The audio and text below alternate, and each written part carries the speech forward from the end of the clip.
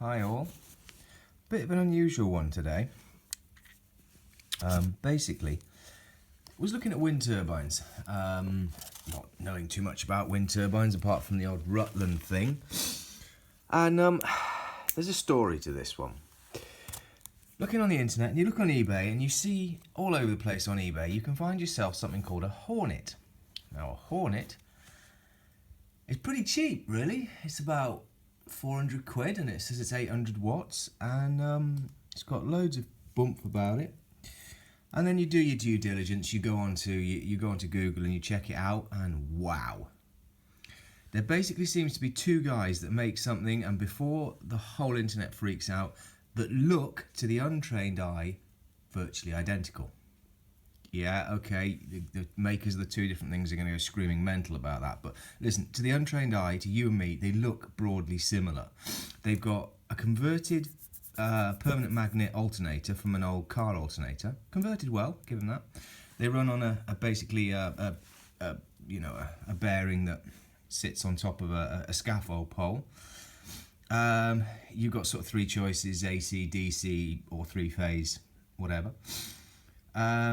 And they have some really well-designed blades, and there's two different types before the two manufacturers freak out, because I'm going to put their names on the top of this, because what I'm doing here, okay, is I got fascinated by this. And listen, for 395 quid, you can get one of these. Now, not this one, because I'm a cheap ass. I found one used. I grabbed one used. It was like 160 quid. Which, to be honest, I mean, thinking about it, I'm almost thinking I should have bought one new. Anyway, I'm going to test it out. Today, I'm just going to talk about it just quickly. Tomorrow, it's going to go up on the shonkiest pole I can find. We're going to connect something up to it, and we'll find out.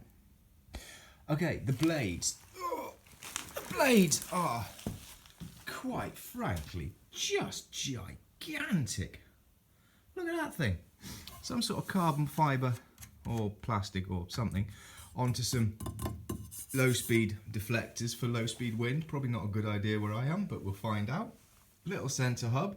The bloody things are about 2.5 metres across. Oh, no, they're not. They're taller than me, and I'm 5'10", so they're probably 2 metres across. But you know what? For 395 quid, brand new, doesn't sound bad to me. That's the Hornet one, by the way.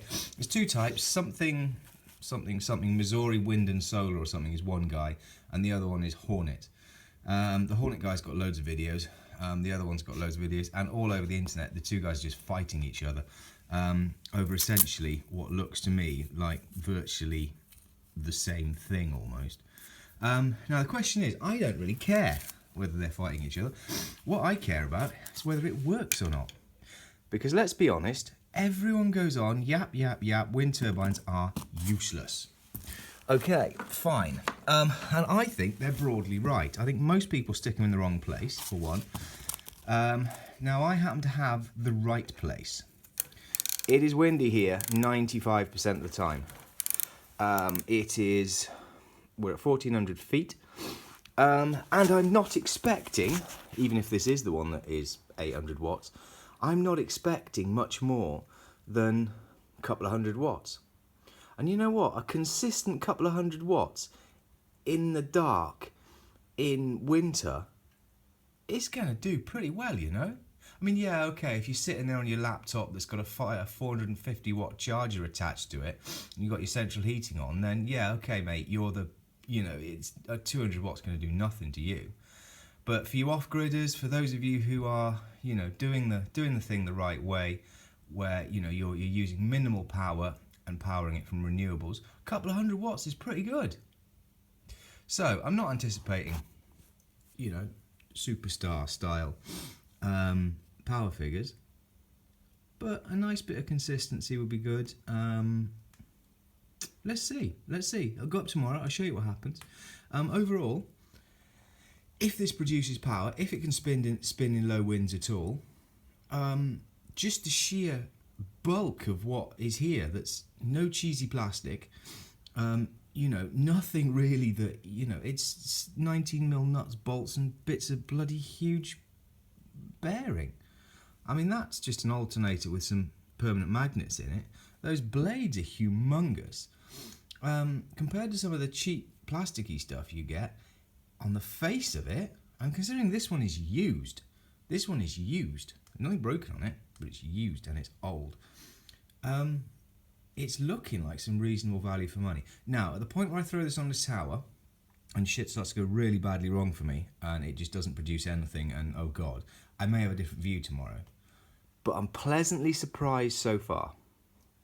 Now, I can't tell you whether Missouri or the other, Hurricane, whatever they call him, Hornet are the best.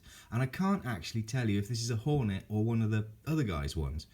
I actually think it's a Hornet because it's got the black blades, but I can't really tell you. We'll have to guess, but as I say, they don't really look much different. So I'd say to you, if one works, they probably both do, with varying degrees of success, of course. The Missouri guy reckons his blades are stronger, fine.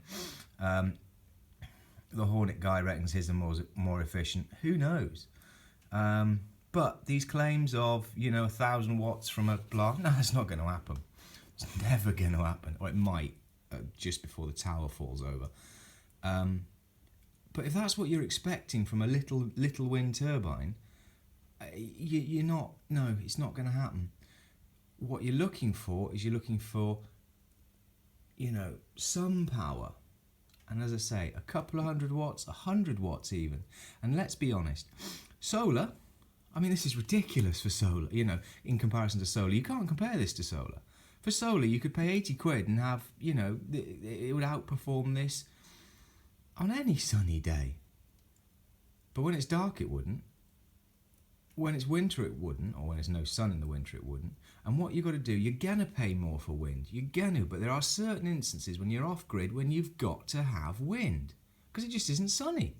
I've got a 3.5 kilowatt kit up on the roof there. And I think today it produced 1.2 kilowatt hours. Now, potentially on a windy day, this might beat that. But we'll see. Anyway, enough yapping. I'm going to shut up now. I'm going to put the bits together, find myself a rusty scaffold pole. We'll put it up tomorrow. It is windy. It's windy here most of the time. So we will know. I haven't got an inverter to go with it, so I'm not PowerPoint tracking. I'm literally just going to throw it up on a pole, probably prop it up with a tractor.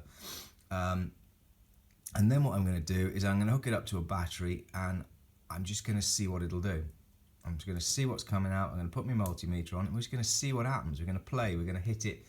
We're going to short it out and see if it stops it. We're going to see everything we can.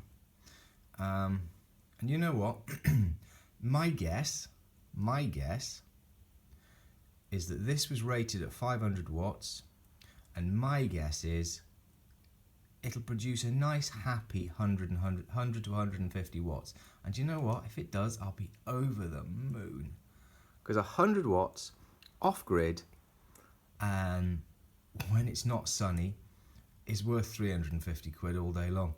I'm actually slightly regretting not having bought one new, to be honest. But I know from experience that I can buy that bearing for about 3 quid and that bearing for about 4 quid. Other than that, the spinny rotor inside is is 14 neodymium magnets. The rotor I can get rewound for about 40 quid, so not too fussed. The rest, it's steel. The blades I'm worried about, they look blasted expensive on eBay. If anyone does know, by the way, if it's a Missouri Wind and Solar or a Hornet, please yell out. By the way, on the back it's got the little connections like that, the bolt connections, so not 3 wires hanging out. So that's why it makes me think it's Hornet. Also black blades, which I think are the Raven blades. Enough yap. We'll see you in the morning. We'll see what it looks like. Stick with me. I'm hoping for good things. Cheers for now.